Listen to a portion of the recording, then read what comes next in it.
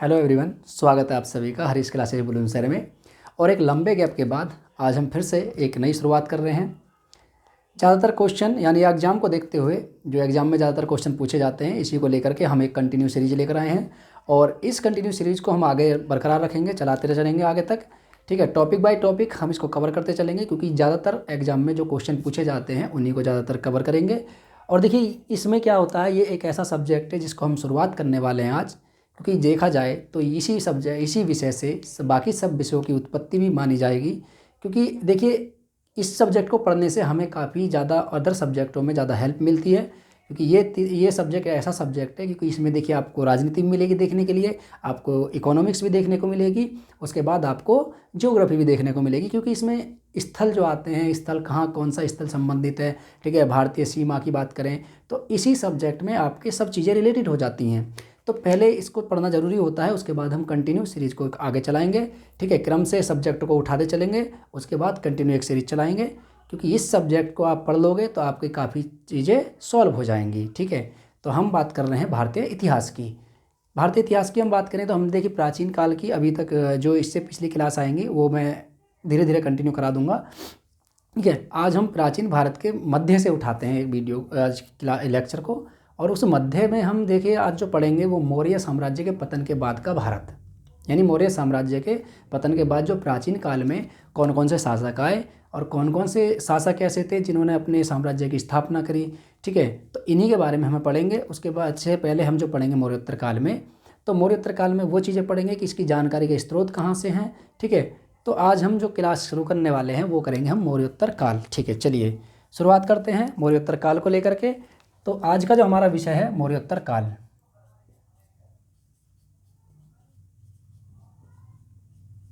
मौर्योत्तर काल, ठीक है, आज का जो हमारा विषय है वो मौर्योत्तर काल है और इसी को हमें पढ़ना है।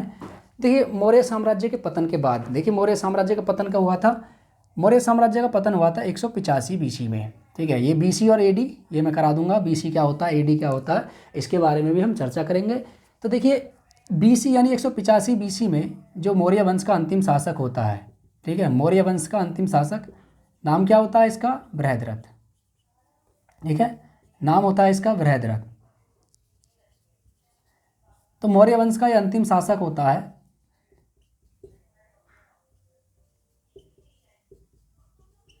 ये मौर्य वंश का अंतिम शासक होता है और इसकी हत्या कर दी जाती है। ठीक है, बृहद्रथ की हत्या इसी के एक अमात्य के द्वारा, अमात्य मैंने बताया भी था कि अमात्य कौन होते थे। ठीक है, पुरोहित आप कह सकते हैं, क्योंकि वो ब्राह्मण वंश से संबंधित होता है। तो एक इसी के पुरोहित के द्वारा इसकी हत्या कर दी जाती है, उसका नाम होता है पुष्यमित्र शुंग। ठीक है, तो हत्या इसकी कर दी जाती है किसके द्वारा? पुष्यमित्र शुंग के द्वारा। ठीक है, और यहाँ पर देखिए इसमें मगध साम्राज्य पर ही, मगध साम्राज्य को समाप्त करने के बाद ये साम्राज्य की जो स्थापना करता है उसे कहते हैं ब्राह्मण वंश या शुंग वंश। ठीक है, क्योंकि यहीं से एक ब्राह्मण वंश की स्थापना हो जाती है और यही ब्राह्मण वंश आपका चलता है कहाँ तक? 319 एडी तक। ठीक है, इससे पहले देखिए 319 एडी से पहले भी 280, ठीक है, एडी के आसपास आपके एक नए वंश की स्थापना हो जाती है जिसे कहते हैं हम गुप्त वंश। ठीक है, लेकिन वास्तविक संस्थापक जो माना जाता है गुप्त वंश का वो चंद्रगुप्त मौर्य को माना जाता है, क्योंकि स्थापना किसके द्वारा की जाती है गुप्त वंश की? श्रीगुप्त के द्वारा। उसके बाद घटोत्कच गुप्त आता है, उसके बाद चंद्रगुप्त प्रथम आता है। ठीक है, तो चंद्रगुप्त प्रथम के द्वारा उसकी स्थापना की जाती है, चलिए उसको बाद में पढ़ेंगे। तो मैंने कहा था कि मौर्य वंश का अंतिम शासक होता है बृहद्रथ और संस्थापक कौन होता है मौर्य वंश का? संस्थापक की हम बात करें तो चंद्रगुप्त मौर्य है। ठीक है, चंद्रगुप्त मौर्य मौर्य वंश का संस्थापक होता है। ठीक है, 322 बीसी में ये स्थापना करता है मौर्य वंश की और अंतिम शासक होता है बृहद्रथ। और इसके पुरोहित का नाम क्या होता है? इसके पुरोहित का नाम होता है पुष्यमित्र शुंग। अब पुष्यमित्र शुंग के द्वारा इसकी हत्या कर दी जाती है और एक वंश की स्थापना की जाती है जिसे कहते हैं हम शुंग वंश। ठीक है, तो शुंग वंश की स्थापना की जाती है, ये भारतीय शासक होते हैं। अभी आएगा इसमें कि मौर्य साम्राज्य के पतन के बाद जो मौर्योत्तर काल चलता है हमारा, मौर्योत्तर काल कब से कब तक चलता है? देखिए 185 बीसी से, ठीक है, आप देखेंगे 280 एडी तक आपका मौर्योत्तर काल चलता है। ठीक है, अभी मैंने इसके बारे में चर्चा भी करी थी कि 280 के आसपास आपके श्रीगुप्त के द्वारा गुप्त वंश की स्थापना की जाती है। ठीक है, तो यहाँ पे देखा जाए तो देखिए वास्तविक रूप से देखा जाए तो ये जो चलता है काल, ये चलता है आपका 185 से लेकर के 319 AD तक। कब तक? जब चंद्रगुप्त प्रथम का काल आता है। ये गुप्त वंश की बात कर रहे हैं हम यहाँ पे, ठीक है। तो यहाँ तक क्या चलता है आपका गुप्त वंश, यानी आपके मौर्योत्तर काल चलता है यहाँ पे 185 से लेकर के 85 BC से लेकर के AD तक, 319 AD तक आपका चलता है ब्राह्मण वंश, ठीक है। तो ब्राह्मण वंश में कौन कौन से ऐसे वंश आए, ठीक है, हम क्रम से इसके बारे में चर्चा करेंगे। ये तो था आपके मौर्य वंश। तो मौर्य वंश में देखिए बहुत सारे शासक आते हैं। पहला तो आता है चंद्रगुप्त मौर्य, उसके बाद बिंदुसार आता है, बिंदुसार के बाद अशोक आता है, अशोक के बाद कुणाल आता है, ठीक है, दशरथ आता है, ठीक है, संप्रीति, दशरथ, ठीक है, शालिशुक, और उसके बाद अंतिम शासक जो होता है बृहद्रथ होता है। चलिए, इसकी हत्या कर दी जाती है इसके अमात्य के द्वारा। और जब इसकी हत्या कर दी जाती है तो हत्या के बाद भारतीय राजनीति में बहुत परिवर्तन आता है। मगध साम्राज्य समाप्त हो जाता है और एक नया वंश उभर के आता है जिसे कहते हैं हम सुंग वंश या ब्राह्मण वंश, ठीक है। चलिए, अब देखिए मौर्योत्तर काल में दो शक्तियां उभर करके आती हैं, ठीक है। पहला जो होता है आपका, एक तो होता है विदेशी आक्रमण, यानी विदेशी शासक कौन कौन से आए, ठीक है, विदेशी वंश, विदेशी शासक। एक होता है आपका देशी, ठीक है,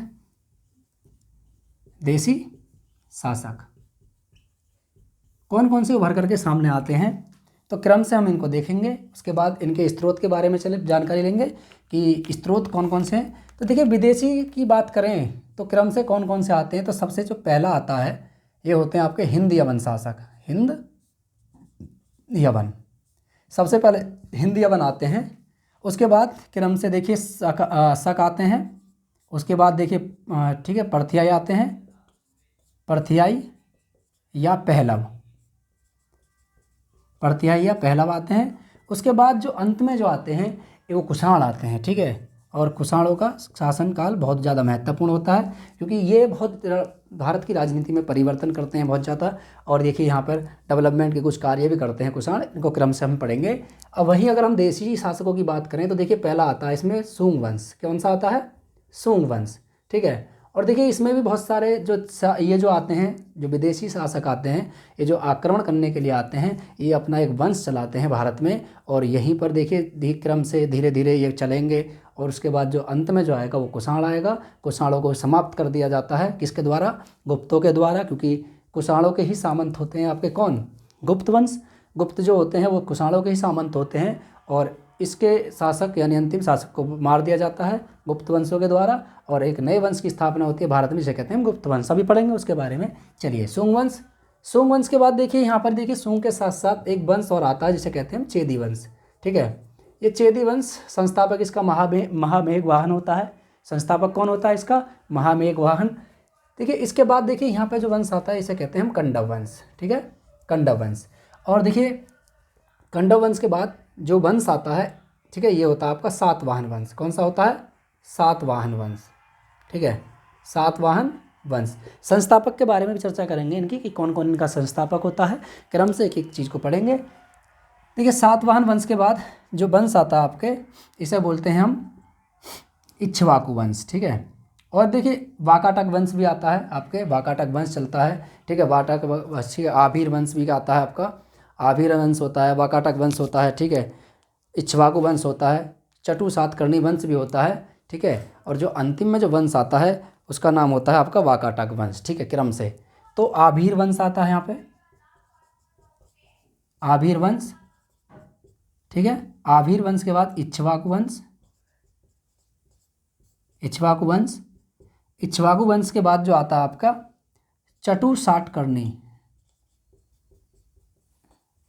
चटु सातकर्णी वंश, ठीक है, ज़्यादा महत्वपूर्ण नहीं होते हैं ये।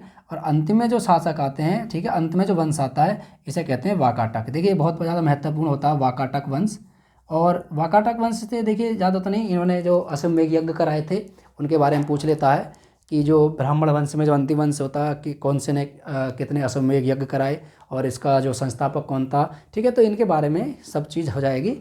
चलिए, तो ये तो थे क्रम से जो वंश आते हैं। सुंग वंश की बात करें तो इसका संस्थापक होता है पुष्यमित्र सुंग। वहीं कंडम वंश की बात करें तो देखिए सुंग वंश का जो अंतिम शासक होता है जिसे बोलते हैं, ठीक है, देवभूति। तो देवभूति की हत्या वासुदेव के द्वारा कर दी जाती है और इसका जो संस्थापक होता है कंडम वंश का वो होता है वासुदेव, ठीक है। वासुदेव। उसके बाद देखिए इसका जो अंतिम शासक होता है सुशर्मन, सुशर्मन की हत्या कर दी जाती है सिमुक के द्वारा, और सिमुक एक नए वंश की स्थापना करता है जिसे कहते हैं हम सातवाहन वंश। ठीक है, इसे आंध्र सातवाहन वंश भी कहते हैं, क्योंकि इनके साम्राज्य की अगर हम बात करें तो इनका साम्राज्य होता है आपका कहाँ से, यानी महाराष्ट्र से लेकर के आंध्र प्रदेश तक। तो महाराष्ट्र से आंध्र प्रदेश तक इनका शासन होता है, तो इसलिए यानी जो इनका जो क्षेत्र होता है, ठीक है, इनके अंतर्गत जो क्षेत्र आता था वो महाराष्ट्र से लेकर आंध्र प्रदेश तक का आता है, इसलिए इस वंश को आंध्र सातवाहन वंश भी कहते हैं। चलिए, तो ये तो थे क्रम से वंश, यानी मौर्योत्तर काल में मौर्य साम्राज्य के पतन के बाद जो भारत में शक्तियाँ उभर करके सामने आती है वो ये है क्रम से। उसके बाद हम इनके बारे में हम जानकारी लेंगे जो हमारे एग्जाम में क्वेश्चन जहाँ पे पूछे जाते हैं कि इनकी जानकारी के स्रोत हमें कहाँ से मिलते हैं और उनसे संबंधित कुछ महत्वपूर्ण बिंदु। ठीक है, यानी कौन कौन से ऐसे स्रोत हैं जहाँ जो जानकारी देते हैं इसके बारे में, किसके बारे में, मौर्योत्तर काल के बारे में। और वो देखिए बहुत ज़्यादा महत्वपूर्ण भी है क्योंकि उनसे भी क्वेश्चन पूछ लिया जाता है। एक एक की हम बात करते हैं। चलिए,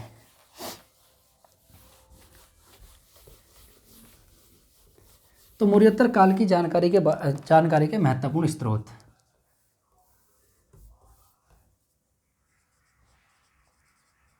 जानकारी के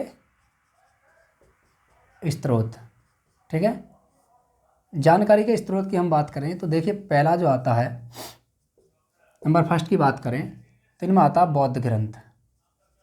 बौद्ध ग्रंथ, अब देखिए बौद्ध ग्रंथ कौन कौन से हैं। देखिए बौद्ध ग्रंथ की बात करें तो बौद्ध ग्रंथों में आपका आता है एक तो दिव्य वदान, ठीक है, दिव्य वदान, दिव्य वदान। ठीक है, दिव्य वदान से हमें जानकारी मिलती है कि पुष्यमित्र शुंग ने 84,000 बौद्ध स्तूपों को तुड़वा दिया था। दिव्य वदान से हमें यह जानकारी मिलती है कि पुष्यमित्र शुंग ने बौद्धों का संहार किया और उसने 84,000, जो अशोक ने 84,000 स्तूप बनवाए थे, उन स्तूपों को इसने तुड़वा दिया था। ठीक है, तो पुष्यमित्र शुंग को, पुष्यमित्र शुंग को बौद्धों का संहारक बताया है, यानी इसी में कहा गया है दिव्य वदान में कि पुष्यमित्र शुंग बौद्धों का संहारक था। ठीक है, यानी ठीक है, ये नफरत करता था बौद्धों से, लेकिन ये कहना भी गलत है। कुछ इतिहासकार मानते हैं कि इसने कुछ स्तूपों का निर्माण कराया था जो बौद्ध धर्म से संबंधित थे, जैसे कि सांची का स्तूप जो अशोक ने बनवाया था, तो उसकी इसने क्या कराया था, जो उसमें आपके काष्ठ वेदिकाएँ लगी हुई थी उसके चारों तरफ, उसको हटवा करके वहाँ पर क्या लगाता है, वो पत्थर की वेदिकाएँ लगवा देता है। ठीक है, वेदिका का मतलब इसे हिंदी में बात करें तो एक अच्छे तरीके से, ठीक है, वो वेदिकाएँ बोलते हैं हिंदी में, लेकिन अगर बात करें इसका सामान्यतः रूप रेलिंग बोलते हैं जिससे, तो चारों तरफ रेलिंग लगवाई थी इसने, पत्थरों की रेलिंग आप देखते हैं अभी भी, आप जैसे घर में लगी हुई होती है, तो आप छत पे चढ़ने के लिए देखिए सीढ़ी होती है और सीढ़ी के बराबर में क्या होती है, रेलिंग लगी होती है जिनको हम पकड़ के चढ़ते हैं ऊपर। ठीक है, बच्चे भी ज़्यादातर पकड़ के उसको चढ़ते हैं रेलिंग को। तो इसने रेलिंग जो लगवाई थी चारों तरफ, वहाँ पे पहले जो लकड़ी की रेलिंग लगाई जाती थी उसको हटवा करके इसने क्या कराया था, पत्थर की रेलिंग लगाना शुरू करवा दिया था। नाम था इसका पुष्यमित्र शुंग। ठीक है, आगे बात करें तो नंबर 2 की बात करें तो नंबर 2 में देखिए बात करें तो इसमें आता है मालविका अग्निमित्रम। एक पुस्तक है मालविका अग्निमित्र। तो मालविका अग्निमित्र पुस्तक की बात करें तो देखिए ये जो पुस्तक है ये आपके महाकवि कालिदास जी के द्वारा लिखी गई पुस्तक है। ठीक है, लेखक कौन है इसके, लेखक हैं महाकवि कालिदास। महाकवि कालिदास जी के द्वारा लिखी गई ये पुस्तक है। और देखिए इस पुस्तक में जो जानकारी हमें मिलती है वो मालविका और अग्निमित्र के प्रेम संबंध के जानकारी मिलती है। और अग्निमित्र कौन था, पुष्यमित्र शुंग का बेटा था ये। ठीक है, चलिए, मालविका व अग्निमित्र,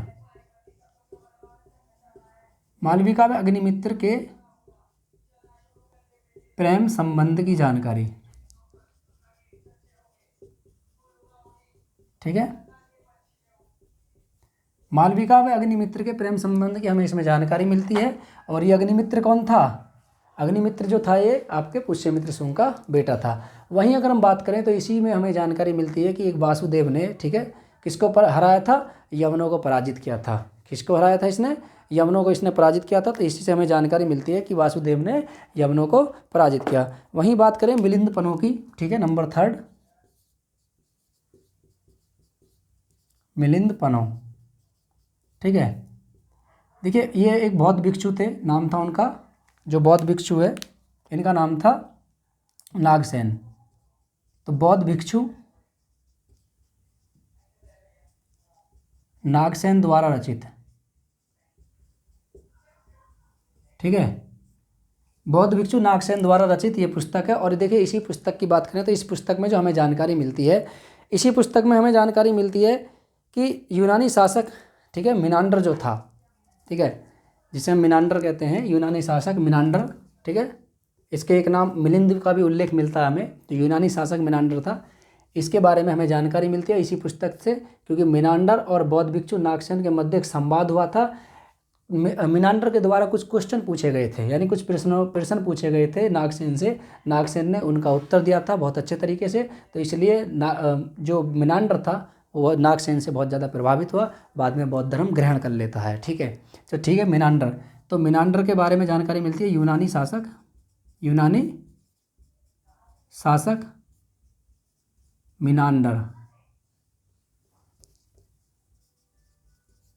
मिनांडर के विषय में जानकारी।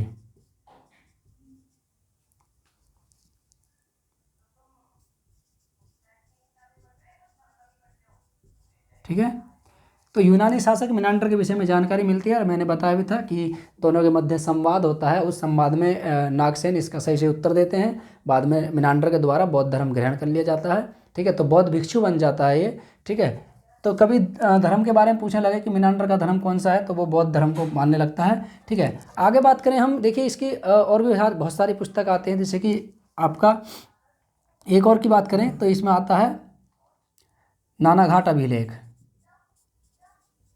नानाघाट अभिलेख,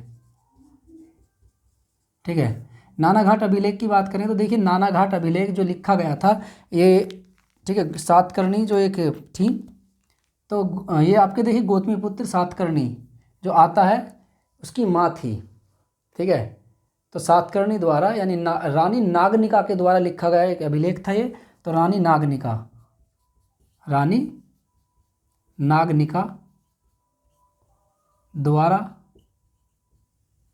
लिखा गया अभिलेख। और देखिए इसी अभिलेख से हमें जानकारी मिलती है कि इसने, ठीक है, जो नागनिका के द्वारा नानाघाट अभिलेख लिखा गया था, इसी अभिलेख से हमें जानकारी मिलती है कि इसने जो आपके कौन था ये, ठीक है, सातकर्णी प्रथम, ठीक है, जो सातकर्णी प्रथम था उसने सबसे पहले जो भूमि दान देने की प्रथा प्रारंभ की थी, यानी बौद्ध भिक्षु और तरह ब्राह्मणों को जो भूमि दान देने की प्रथा प्रारंभ की थी, यहीं से देखिए सामंती व्यवस्था का, सामंती एक प्रथा जो चलती है उसका भी यहीं से शुरुआत हो जाती है। बाद में यही सामंत आपके जो मैंने बताया था गुप्त जो होते हैं वो कुषाणों के सामंत होते हैं। ठीक है, तो सामंती प्रथा का प्रचलन होता है, तो सामंती प्रथा की जानकारी इसी में मिलती है। ठीक है, तो भूमि दान, ठीक है, तो भूमि दान देना शुरू यहीं से होता है, किससे, सातवाहन शासकों के द्वारा भूमि दान दी जाती है। और यही भूमि दान आगे सामंती व्यवस्था के लिए, ठीक है, सामंती व्यवस्था का यहाँ से प्रचलन शुरू हो जाता है। यही सामंती व्यवस्था आगे तक चलती रहती है। ठीक है, आगे आएगी आपके आधुनिक भारत तक आपके सामंती व्यवस्था आती है। तो भूमि दान, ठीक है, किसको, भिक्षुओं व ब्राह्मणों को। ठीक है, तो भिक्षु और ब्राह्मणों को जो भूमि दान देने की प्रथा प्रारंभ होती है वो यहीं से प्रारंभ होती है। ये होता है आपका नानाघाट अभिलेख। ठीक है, तो ये सातकर्णी प्रथम की जो उपलब्धियां होती हैं, यानी सातकर्णी प्रथम की जितनी भी उपलब्धियां होती हैं इसके बारे में भी हमें यहाँ जानकारी मिलती है। तो सातकर्णी प्रथम की उपलब्धियों के बारे में जानकारी,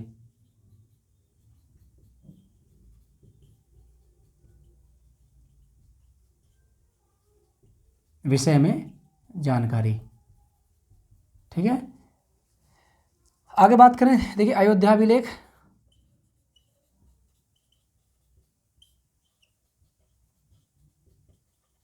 ठीक है, अयोध्या अभिलेख जो लिखा गया था, देखिए ये धनदेव के द्वारा लिखा गया था। और धनदेव कौन थे, धनदेव द्वारा रचित। ठीक है, धनदेव द्वारा रचित ये एक लेख था अयोध्या अभिलेख। ठीक है। ये धनदेव द्वारा रचित था और धनदेव कौन थे? ये पुष्यमित्र शुंग के दरबार में रहते थे। और देखिए यहीं से जो हमें जानकारी मिलती है अयोध्या अभिलेख से कि पुष्यमित्र शुंग ने 2 अश्वमेध यज्ञ संपन्न कराए थे। ठीक है, इससे जानकारी क्या मिलती है? जानकारी मिलती है, ठीक है, जानकारी ये मिलती है कि ठीक है, पुष्यमित्र शुंग ने,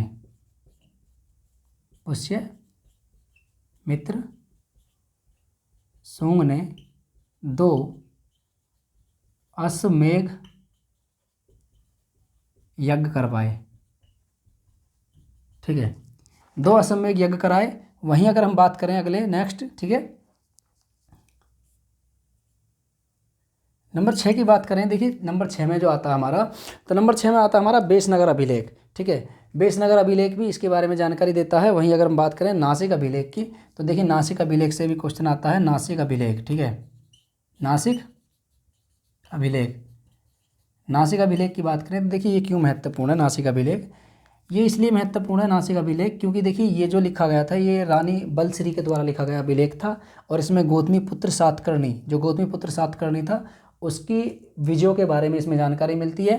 ठीक है, और इसी नासिक अभिलेख से हमें जानकारी मिलती है कि गौतमी पुत्र सातकर्णी ने जो शक शासक नहपान था उसको पराजित कर मार डाला था। ठीक है, तो क्या जानकारी मिलती है? पहली बात तो लिखा किसके द्वारा गया था? ठीक है, इसकी रचना जो करी थी, ठीक है, लिखवाया गया था, जो जिसके द्वारा लिखवाया गया था वो थी बलश्री। ठीक है, बलश्री, बलश्री द्वारा लिखवाया गया। और इसमें देखिए जानकारी जानकारी क्या मिलती है हमें? जानकारी मिलती है कि गौतमीपुत्र सातकर्णी,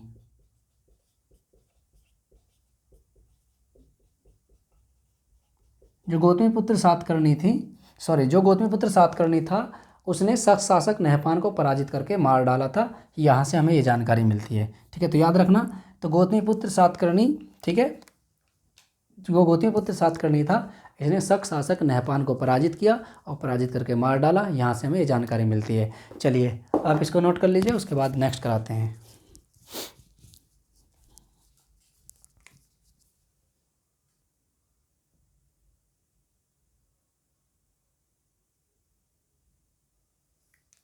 चलिए नोट कर लिया, आगे नेक्स्ट बात करते हैं। ठीक है,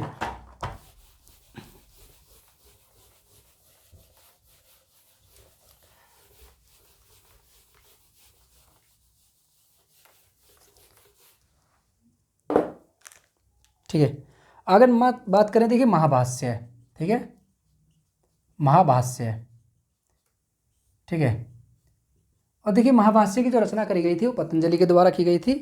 तो ये पतंजलि द्वारा रचित था। और देखिए इसमें जो जानकारी मिलती है हमें पुष्यमित्र शुंग के राज्यकाल की संपूर्ण जानकारी हमें इसी से मिलती है। ठीक है, तो रचनाकार कौन थे इसके? पतंजलि, पतंजलि द्वारा रचित। और देखिए इसमें जो जानकारी मिलती है हमें, जानकारी मिलती है पुष्यमित्र शुंग के राज्यकाल की। ठीक है, यानी राज्यकाल यानी पुष्यमित्र शुंग के राज्यकाल में कौन कौन सी घटनाएं हुई थी हमें इसी के बारे में जानकारी मिलती है। आगे बात करें हम, देखिए गार्गी संहिता, गार्गी संहिता। ठीक है, गार्गी संहिता की बात करें तो देखिए गार्गी संहिता में, ठीक है, ये जो देखिए ये जो पुस्तक है ये आपके ज्योतिष विज्ञान पर आधारित पुस्तक है। ठीक है, ये पुस्तक आपके ज्योतिष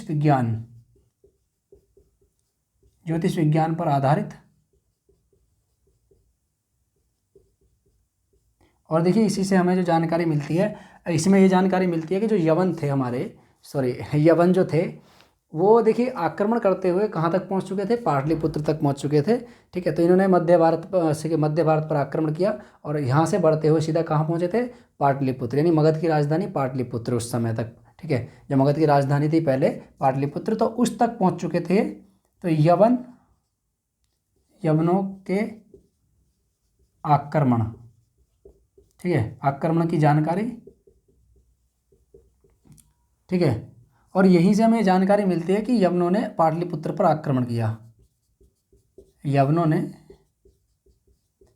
पाटलिपुत्र पर आक्रमण किया।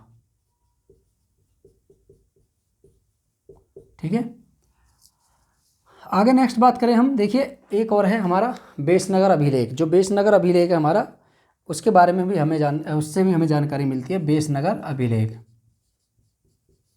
बेसनगर अभिलेख। ठीक है, देखिए ये एक यवन राजदूत था, नाम था उसका हेलियोडोरस। ठीक है, एक यवन राजदूत हेलियोडोरस के द्वारा लिखवाया गया था ये जो बेसनगर अभिलेख है।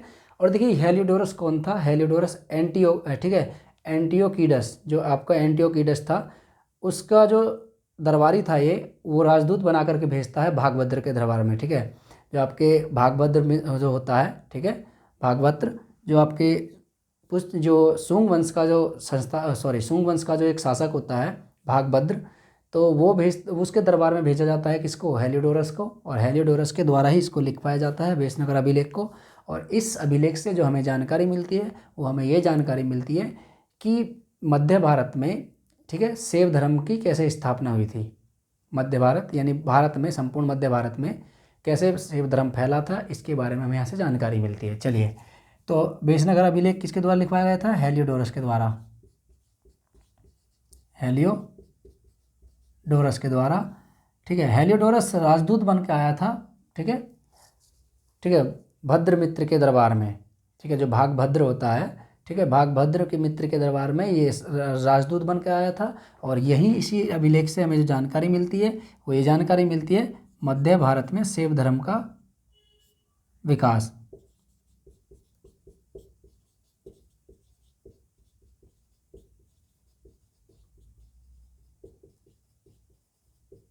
ठीक है, और देखिए जो सबसे प्रमाणिक जो जानकारी हमें मिलती है मौर्योत्तर काल के बारे में, सबसे प्रमाणिक जानकारी जो हमें मिलती है वो सिक्कों से मिलती है। जो सिक्के, ठीक है, चलवाए गए थे उस समय, क्योंकि सिक्कों का देखिए बहुत ज़्यादा प्रचलन भी होता है।